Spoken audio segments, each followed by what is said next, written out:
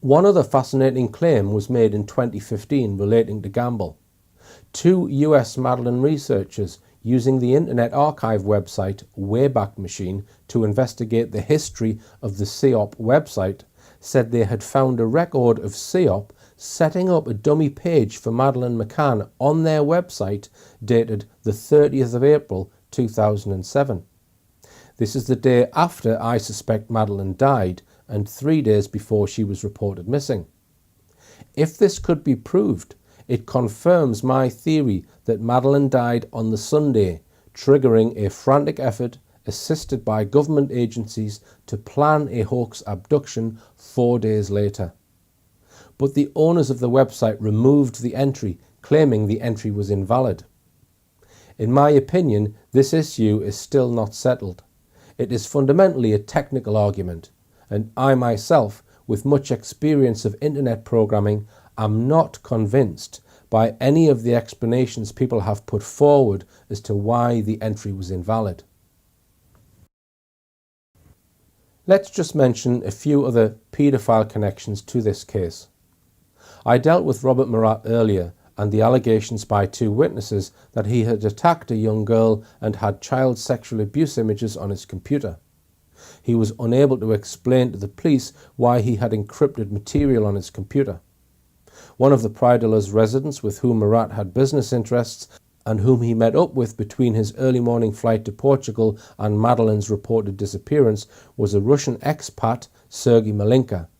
Clearly, they were good friends and business associates. There were also allegations that he too had child abuse images on his computer, but it appears that he wiped his hard drive before the police could get to it. I will also mention Jane Tanner's interview by Leicestershire Police in April 2008. During a series of interviews, she made constant sexual innuendos, for example about the males in her group needing relief. She seems to have no idea that to constantly joke about sexual issues and use sexual innuendos in a police interview on a possible child abduction case was abnormal. These were not references to child sexual abuse, but they do suggest that the culture of the McCanns and their friends may have been fairly uninhibited on sexual issues. There is one other very important reason why this constant connection of the McCanns with the subject of paedophilia matters a great deal. And that's because of credible claims that both Jerry McCann and his good friend David Payne had a sexual interest in children. The allegation was especially credible because it was made by two general practitioners who had actually previously holidayed with the McCanns, Dr. Arul or Savio Gasper and his wife, Dr. Katharina Gasper. They were prompted, they said, by seeing the face of Dr. David Payne on television a few days after Madeleine was reported missing. Because of what they remembered happened on their previous holiday with the McCanns and the Paynes, they instantly thought that Dr. Payne might be connected to Madeleine's disappearance. They immediately contacted Leicestershire Police, who took formal statements from them. Dr. Katharina Gasper on the 16th of May said, "I was sitting between Jerry McCann and David Payne, and I think both were talking about Madeleine. I can't remember the conversation in its entirety, but they seemed to be discussing a particular scenario. I remember Dave saying to Jerry something about she, meaning Madeleine, would do this. While he mentioned the word this, Dave was doing the action of sucking one of his fingers, pushing it in and out of his mouth, while with his other hand he was doing a circle around his nipple with a circular movement around his clothes. This was done in a provocative way. There seemed to be an explicit insinuation about what he was saying and doing. I remember being shocked by that. I always felt it was something very weird and that it was not something anyone should say or do. I looked at Jerry and also at Dave to gauge their reactions. I looked around as if saying, did someone else hear that, or was it just me? The conversation stopped for a moment. Then we all began conversing again. Moreover, I remember Dave doing the same thing on another occasion.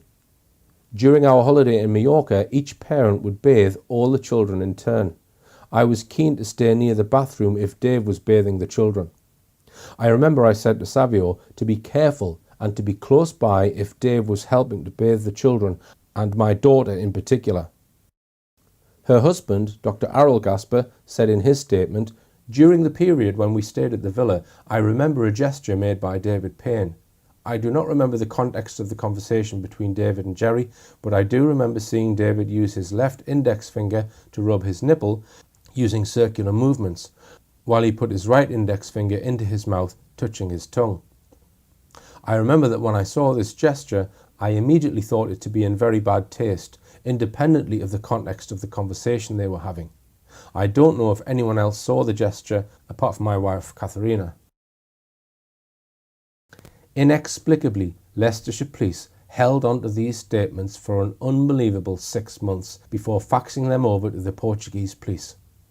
I suggest this was no mistake either, because they were sent over to Portugal a couple of weeks after Gonçalo Amaral had been removed from his post. I have to ask why any genuine police force would refuse to pass on information like this, which clearly the two Gasper doctors fully intended to be investigated. It seems that Leicestershire Police, or the associated powers that be they were colluding with, didn't want Gonçalo Amaral to know that instead of the possibility of the alleged abductor being a paedophile, he might be dealing with at least two paedophiles within the group of doctors that were claiming Madeleine had been abducted.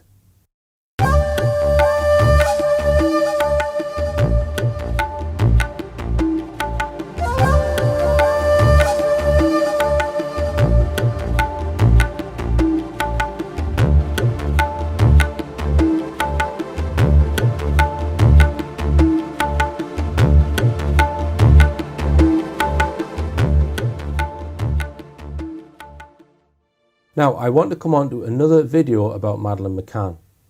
This was produced by Madeleine's godfather, Liverpudlian filmmaker John Corner, who plays a role in events after the 3rd of May 2007. In August 2007, he spent a week in the McCann's villa filming a video which he then leaked to a BBC Panorama team who made a documentary in 2007 making use of Corner's footage.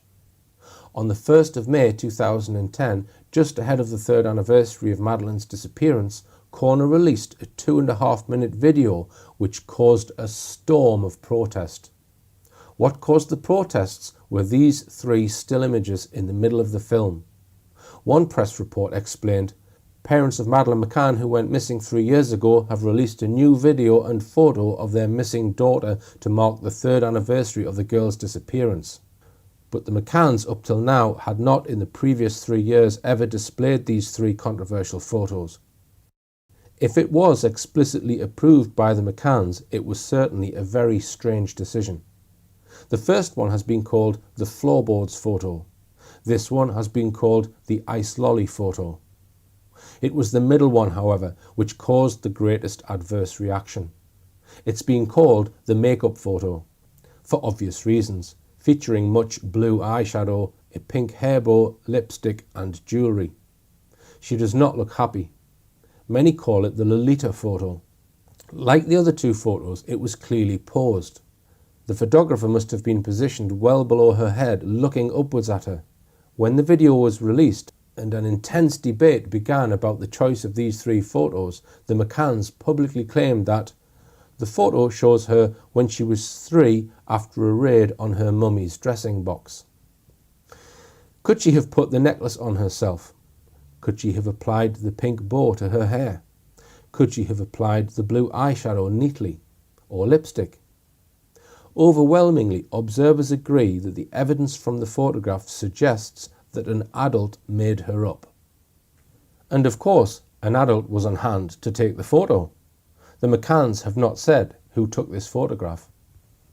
Even if Madeleine had raided the dressing box as claimed, it is one thing to take a photo like that for your family photo album, but it's an entirely different matter to release it for millions to see. The next day, many media noted that Madeleine looked much older than her actual 3 years due to the makeup and jewellery. The Independent newspaper said, "Can the McCanns be thinking straight? To keep their story alive, they have just released a moody video complete with a musical soundtrack which includes a photograph of the 3-year-old wearing makeup and gazing into the camera. It is that image which, predictably, has featured in the media. It seems a bizarre and unsettling development. Clearly, someone should surely have pointed out to them that in a case over which paedophilia casts an obvious shadow, it looks downright weird when a photograph which has the effect of sexualizing the missing child becomes part of the campaign to find her. Even Mark Williams Thomas, despite his unstinting support for the McCanns, was so shocked at the images that he went on his Twitter account stating that it was so inappropriate and so damaging. Another prominent commentator wrote, "I know what a picture of a child playing looks like.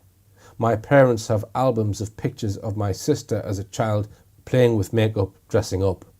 I also understand when I'm seeing the deliberate sexualization of a child. I also know which end of the spectrum that those images lie."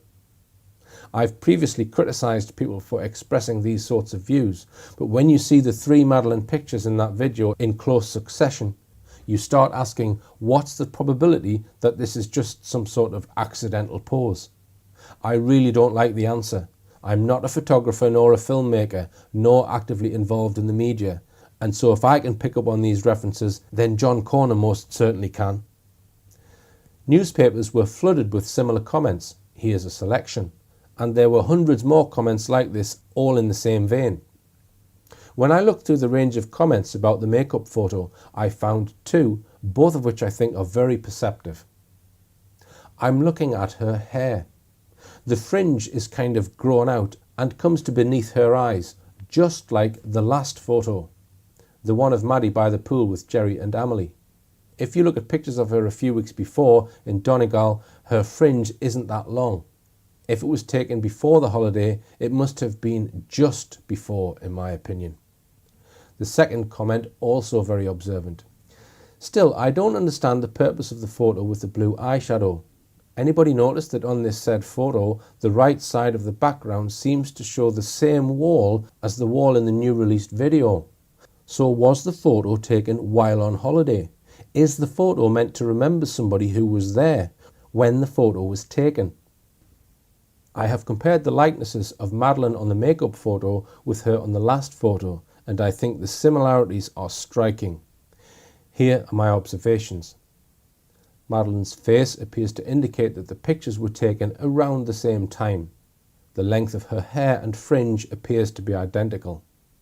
In both photos, she is seen wearing a pink hair bow or band. This is unusual as I can only find two other photos of Madeleine out of many where she has a hairband. They may not be the same bow or band, but clearly on both occasions an adult had been arranging her hair. On both photos, Madeleine can be seen wearing a pink top. Now, in addition to these observations, I note that in the makeup photo, Madeleine is photographed against a pale yellow, ochre-coloured stucco background, of a type rarely seen in England, but very common in Mediterranean countries like Portugal. Moreover, to the right of Madeleine's head is a dark-coloured object, which could be a lamp holder, which again looks similar to the layout of properties in the Ocean Club. Here is an example. The blue object looks as though it might be a blue plastic chair, as shown here. Now, in my previous film, When Madeleine Died, you'll recall that I presented persuasive evidence that the so-called last photo must have been taken on the Sunday, the second day of the holiday, mainly because of the weather conditions. I also showed that there was no convincing evidence of any photos of Madeleine being taken after that date. I suggest that the makeup photo was taken in Praia de Luz that very week. There is no evidence that any photos of Madeleine exist after Sunday the 29th of April. So I suggest that the makeup photo was taken on the same day. Madeleine, to most observers, looks unhappy in this photo. Madeleine was also dressed up for the last photo. She has a pink smock on, and she had a pink hair bow or bead. In the makeup photo, she also has a pink top, maybe the same one. She still has a hair bead or bow, maybe different, but now additionally she has a necklace, eyeshadow and lipstick. It's a possibility then that the makeup photo was taken in the afternoon sometime after the last photo by the pool. And as I suggested in my last film, I think the time Madeleine died may have been within a few hours of that picture being taken. So is it possible then that the makeup photo is the true last photo of Madeleine? I have covered the subject of paedophilia, of child sexual abuse in some detail because, as I hope I have shown, it does appear to be relevant in some way to the reported disappearance of Madeleine McCann. By that, I do not mean to accuse the McCanns or any of their Tapper 7 friends of being paedophiles. The only evidence of this, indirect evidence, comes from the statements of Dr. Arrell and Dr. Katharina Gasper, which I will leave for you to interpret. Nor do I suggest that Madeleine was killed at the hands of a paedophile, though in this extraordinary case I don't think anyone can rule it out. The makeup photo, possibly taken on Sunday, is disturbing. But is it possible that however Madeleine died, by sedation, by accident, or by a violent attack, that there is some kind of hidden connection that the McCanns or one of their friends have to some high-level paedophile ring? Let's not forget also that Peter Hyatt, an expert in statement analysis, concluded that there was a strong possibility of child sexual abuse in connection with this case. There is one more statement, and I hesitate to mention it because it is so graphic, but it is in Kate McCann's book. She describes how she imagined Madeleine having been abused. I told him about the awful pictures that scrolled through my head of her body, her perfect little genitals torn apart. Admitting to the existence of these images somehow confirmed them as a real possibility. Now, what was that doing in her book? On top of all these indications, there is one other obvious mystery that we must explain, and that is the astonishing way in which the government and the security services were all over the case from day one, and maybe even before if we count Robert Murat's dash to Praia da Luz 3 days before Madeleine was reported missing. What else could possibly account for this, except the cover-up of a potential national scandal over high-level VIP abuse of young children? It can only have been something very big and very bad. If the McCanns were in any way, however loosely, connected to a high-level paedophile ring, that would certainly explain it. I want to briefly examine some other theories that have been put forward to explain this remarkable top-level involvement. These centre around, firstly, the true genetic origin of Madeleine, and secondly, theories that the pharmaceutical industry was involved. Some people have suggested that most of the holidaymakers were swingers on an adult holiday, and that this was the reason for the cover-up. It is said that none of the high-profile attendees wanted to admit they were swingers. Others simply point to the McCanns' existing connections to the rich and powerful, such as Jerry McCann being on the committee of the nuclear energy quango Comore, along with Gordon Brown's brother Andrew Brown. One set of theories suggests Madeleine may not have been the child of both parents. These theories have included, firstly, that Madeleine was adopted, or secondly, that Madeleine was a surrogate child, or thirdly, that Madeleine was the result of a sperm donation by a third party. Other theories relating to genetic origin suggest that Madeleine was the product of some kind of genetic experiment, maybe with her DNA having been partly genetically engineered, or that she was a clone. In other words, a secret intelligence genetics or eugenics research program. The McCanns have always insisted that they are the natural parents of all 3 children. All were conceived by IVF treatment. Madeleine was born after IVF treatment in England and the twins after IVF treatment in Holland. One curiosity is that, so far as I'm aware, no photo of Kate being pregnant has ever been published. In her interviews in the early days, Kate said little about her pregnancy with Madeleine, describing it as easy and problem-free. In her book, she writes, "My pregnancy was totally without complications. No sickness, no back pain, no bleeding, no swelling. I felt great." And of Madeleine's birth, she said, "There she was, perfect." A specific allegation that Jerry McCann was not Madeleine's father first surfaced in the Portuguese press in the paper 24 Horas in September 2007. The story claimed that senior sources of the Portuguese police believed that they knew who the sperm donor was and stated that he had been traced and had been in England on the 3rd of May, the day Madeleine was reported missing. The newspaper claimed that this had been confirmed by Portugal's National Institute for Forensic Medicine. A source claiming to be from the Portuguese police said Gerry McCann was not the sperm donor for Maddie. He was the donor for the twins, but it's possible that Gerry himself doesn't know he's not the biological father. There may have been a switch at the laboratory.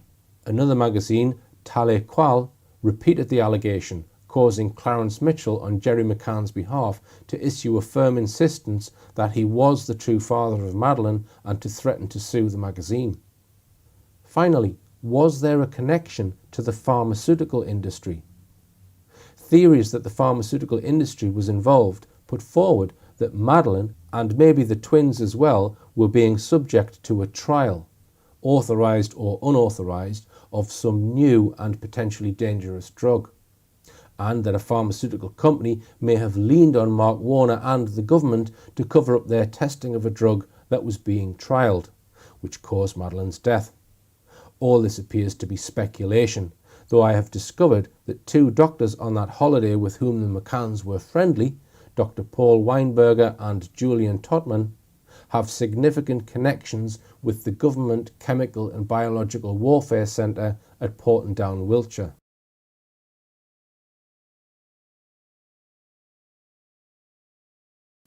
I had hoped to reach some kind of provisional conclusion about the most likely way Madeleine died, but I find that I simply cannot.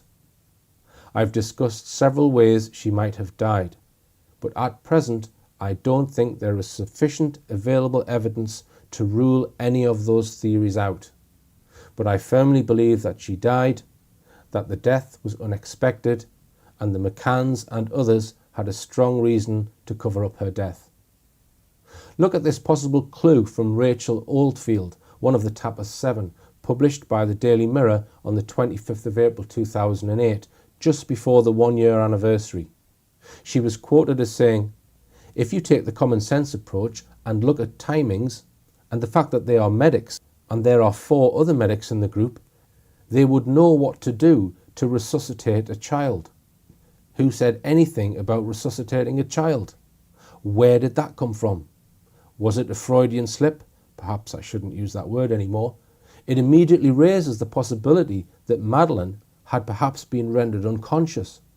But if that is what happened, it would line up with all of our scenarios. It would line up with an overdose of sedatives or drugs, an accident, or an attack by one of the parents, or maybe by a third party, so we are none the wiser.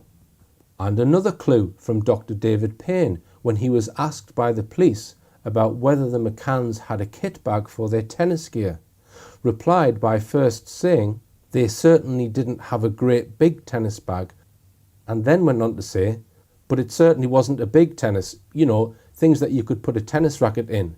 There was nothing of that size that you could hide a tennis racket in or anything like that. Is this a clue that Madeleine's body was carried in a tennis bag? But again, if it is, it still sheds no light on how she may have died. To my mind, there is one theme in this case that tends to dominate all others, and that is the truly vast scale of involvement of the government and its security arms such as MI5 and Special Branch in protecting and supporting the McCanns. I gave many details in my first Madeleine film.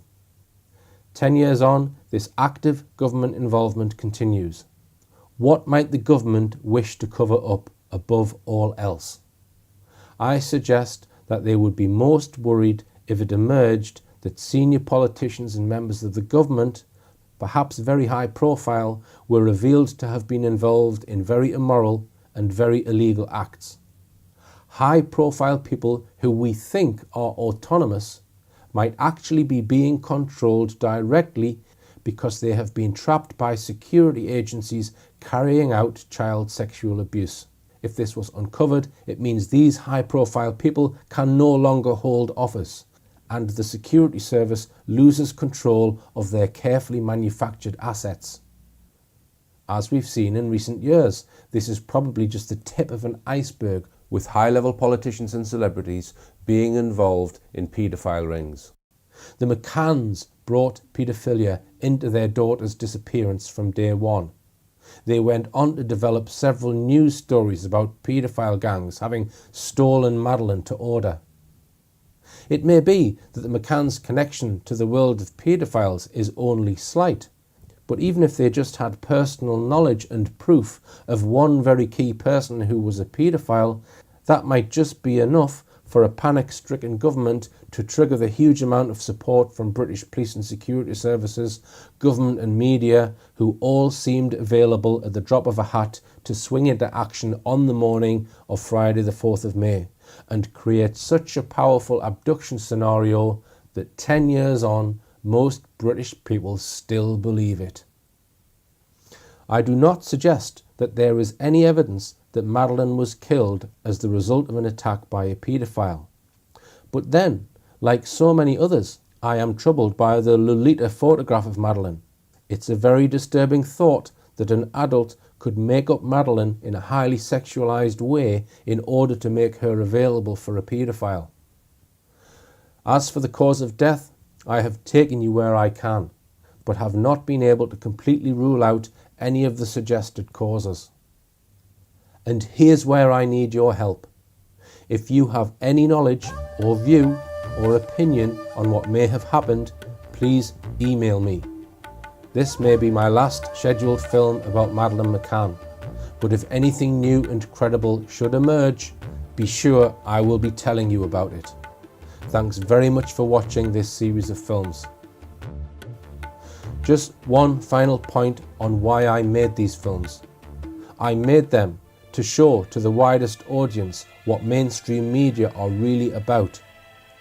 If you've watched my whole series, which now amounts to about 14 hours of documentary, please follow these links and watch a BBC documentary about the case and a BBC interview with Robert Murat.